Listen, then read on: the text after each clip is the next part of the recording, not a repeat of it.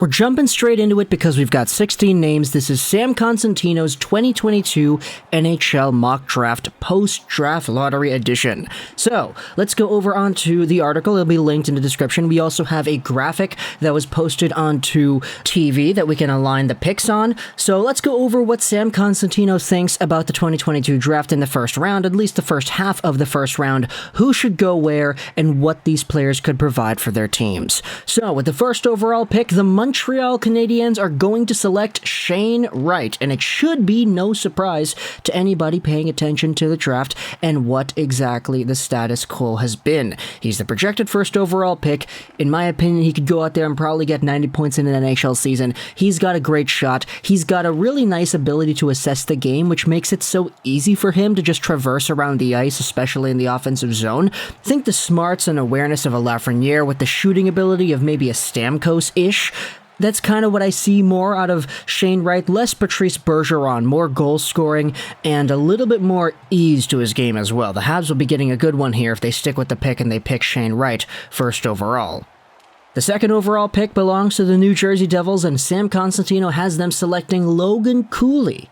In Sam Cosentino's words, the most dynamic player available in this draft, the Devils add another weapon to a sound offensive core.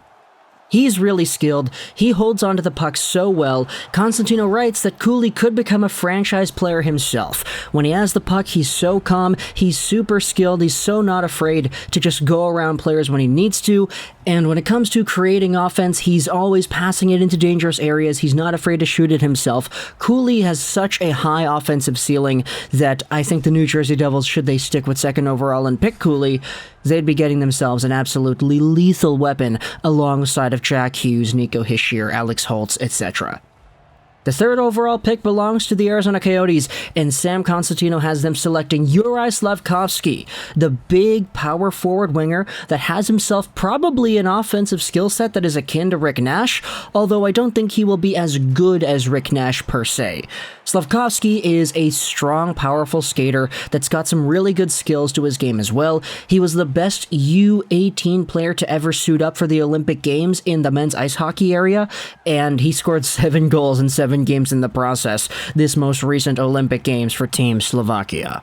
I'm a big believer in Slafkovsky. I do think he'll be an NHL talent. I do think he'll be a top 6 forward at the NHL level. For Arizona, though, this might not be the one and only pick that they need to boost their franchise into the proper direction. Obviously, a rebuild takes some time, so Slafkovsky is a really good building block, but of course, he is not the be-all and end-all. He is not going to save your franchise in any capacity.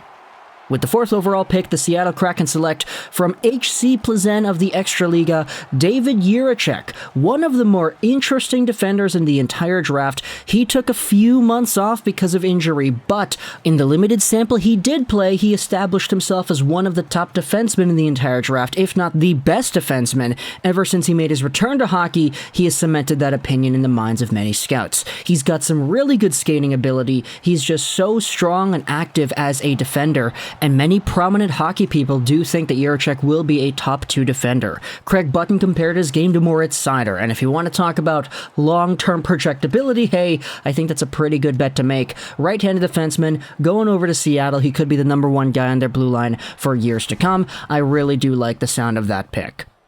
The fifth overall pick belongs to Philadelphia, where they take from HK Nitra of the Slovakia League, Simon Nemec, who is also a right-handed defenseman who a lot of people do project super highly heading into the next few years. Now, Nemec to me is a really interesting name because we did talk about him before on the channel. He's just a really unique defender. It's really tough to find a comparable for him because there's nobody that really plays the game like him. He's a fluid skater. He moves around the offensive zone with the puck very well. It's just a question as to whether or not NHL defense cores are going to give him the same flexibility to do what it is that he wants with the puck, but Nemec has broken a whole bunch of scoring records for the Slovak League amongst defensemen that are 17 years old, so there is value to be had there. The sixth overall pick belongs to the Columbus Blue Jackets, where Sam Cosentino has them selecting Matthew Savoie out of the WHL. He is a very skilled, very quick player that's only 5'9", so it's kind of concerning there, but his overall puck skills and what he does in the offensive zone make him such a valuable option. He's super skilled all the time. Cosentino has his comparable set as Patrick Kane, Johnny Gaudreau. So right away, that guy playing alongside a Kent Johnson and Laine in the next few years sounds like a pretty good treat in my book. The 7th overall pick belongs to the Ottawa Senators, where they're taking, according to Constantino, Jonathan Lekkerimäki, an absolutely lethal goal-scoring machine for Team Sweden this year at the U18s. He not single-handedly, he had some good assists from Noah Östlund over there. He was one of the main contributors as to why Team Sweden was able to go out there and win the U18 championships this year. He's a goal-scoring machine that doesn't really project well anywhere else, in my opinion. His defense, his off-puck game, it's not really the best, but at the same time, if you're drafting a guy just because he's able to score goals because you want him to score goals, go ahead, be my guest. The actual write-up here on Sportsnet says, is he the next Tim Stützle? I disagree. I think Tim Stützle is so dynamic in other areas of the game, but Lekkerimäki at 7 doesn't sound like too bad of a pickup for an Ottawa Senators team that probably could use some more goal scoring. The 8th overall pick belongs to Detroit, and they're taking another goal scorer with their first pick. It is Joakim Kemell. It says here that there was inconsistencies in his game plus an upper body injury, but when it comes to Kemell, he's a guy that absolutely lit up the Finnish league for the first half of the season with his goal scoring too. He is just a very nice shooter. He gets in the open areas. He's got a shot that he's not afraid to use, and it usually serves him well. This guy playing alongside of a Raymond and a Larkin could be a nice offensive pickup, although to be honest, I personally don't really think of Kemell as a Steve Yzerman-like pick. But we'll see. We'll see where exactly things go when the actual draft comes and goes. But moving on to the 9th overall pick, the Buffalo Sabres select from the NTDP, Cutter Gauthier. It's interesting because the report here says that the Sabres will see another Tage Thompson in this guy, and while this guy isn't like 6'7" or whatever Tage Thompson is, he is 6'2", and he's got a very great wrist shot. So for Cutter Gauthier, this is another one of these players that could round out as a good middle six-ish forward that's got some goal-scoring ability and that can help the Sabres long-term fitting into their rebuild. The 10th overall pick belongs to the Anaheim Ducks, and they're taking themselves another forward from the NTDP, Jimmy Snuggerud, a guy who actually has some pretty good skills himself. He's a workhorse, he's got good mobility, he's got really solid puck skills, and he's going to be helping out an Anaheim Ducks core into the next few seasons, according to Sam Constantino. The 11th overall pick belongs to the Sharks, and they're selecting another NTDP player, Isaac Howard, a guy that, in my opinion, is one of the more interesting players in this entire first round. He is just all offense all the time, and he's so gosh darn good at it that you kind of think that this guy has a lot more to give off the puck, but there's no denying the offensive prowess that Isaac Howard does indeed possess. He played really well with Frank Nazar, one of the better finishers in the draft this year, but Howard has a vast array of offensive weapons of his own, which will make things very interesting for the San Jose Sharks. The 12th overall pick belongs to the Blue Jackets once again, and they're taking Pavel Mintyukov out of the Saginaw Spirit, a very offensively minded defenseman who scored a whole bunch of assists this year, a whole bunch of goals this year. He skates well, he produces offense well, he can read the game very nicely too, and he should be going around this range anyway, so the Blue Jackets adding another really nice defenseman, like the profile of what a Pavel Mintyukov provides, should be a pretty good pick.